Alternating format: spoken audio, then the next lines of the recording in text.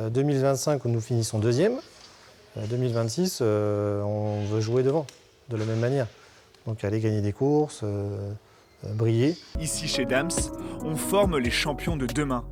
Nicolas Lacorté fait partie des pilotes engagés en Formule 3 cette année. J'ai choisi Dams car je connais l'histoire derrière l'écurie.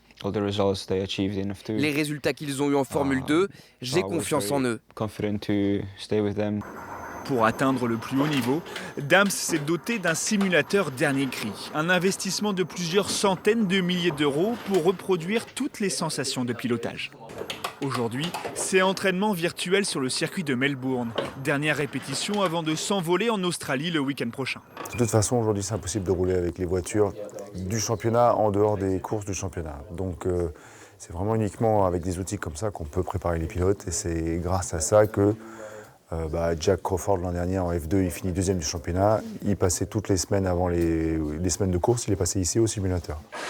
40 collaborateurs travaillent dans cette écurie sartoise. Des ingénieurs, des mécaniciens, c'est toute une équipe au service des pilotes. Sur la F2 et la F3, c'est des championnats qui sont monotypes. Donc tout le monde a la même voiture, avec la même boîte de vitesse, le même moteur, c'est vraiment tout pareil. C'est vraiment sur les réglages de la voiture, on va pouvoir jouer, vraiment. Et les résultats sont là. Encore en phase d'apprentissage en Formule 3, l'écurie sartoise réalise des performances majeures en Formule 2. L'ambition est toujours intacte avant le début du championnat. Paradoxe de cette écurie, Dams est mondialement reconnu sur les circuits mais peine à se faire un nom auprès du grand public. Depuis sa création en 1988, 31 pilotes formés ici en Sarthe ont roulé un jour en Formule 1.